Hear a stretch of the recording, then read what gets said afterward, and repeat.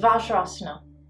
This is one of the most basic seated poses, and it's a great pose to begin to understand how your pelvis works in relation to gravity and in relation to the ground.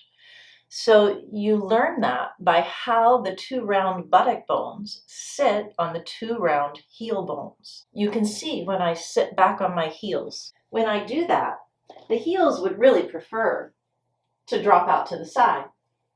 But instead, I spread the mounds of the foot and I hug the outer heels in towards the midline. I can even use my fingers, and you should, to keep those heels close as I sit the buttock bones down and descend the buttock flesh down. And oddly, it's a perfect fit between your two heel bones and your two buttock bones from above.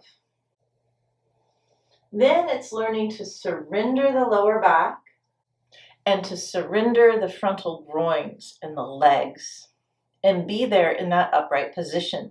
This is great for people who have issues with their knees, pain in their knees, or tightness in the quadriceps, runners, hikers, bikers. There's a good way to work this pose so that these muscles can more comfortably surrender and let go by placing another blanket between your thighs and your calves. So you do that this way. You come all the way forward. I know it seems weird, but when you get your thigh bones forward like that, can you see the quality in my legs here changed? There's a softness in the back of the knees. Once the back of the knees soften, I place a blanket right up in that crease. And then I sit back, working with my feet to keep the ankles in.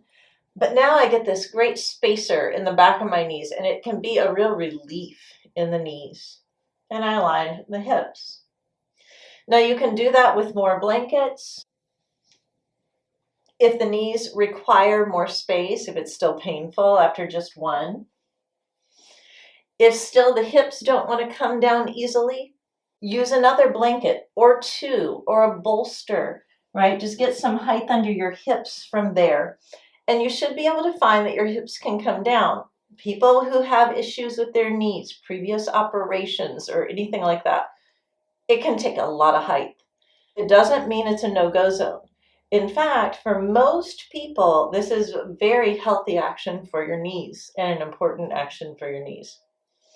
Now, there's one other category of person that this pose can be difficult for, and that's people with tight ankles. Some folks, when they sit back on their feet like this, you see this joint, it doesn't want to open that much, right? It doesn't want to extend back like that. That's painful.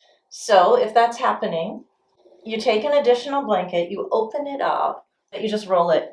You make a good roll, tight roll, make it firm. And you put your ankles on top of there. Vajrasana.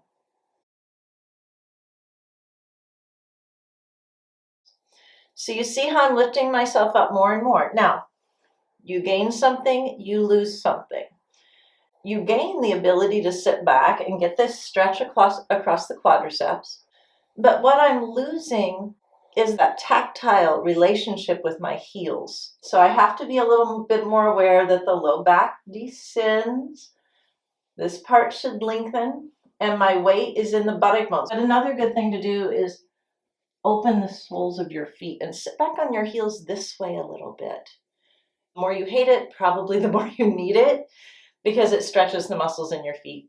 But in any case, learn to sit in Vajrasana for the primary purpose of understanding what an upright pelvis is, so that, hands out of the way, the pelvis doesn't hang back or hang forwards. Like a bowl, if it's a bowl of water, you don't want to spill water out the back or out the front, but you want to really consider that that bowl is full to the brim.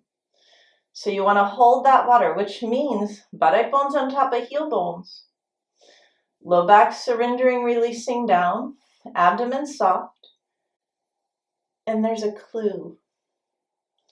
When you get the right placement, you'll start to feel a lift come right up the center spine from inside, all the way from the pelvic floor There's a lift up and the chest can lift.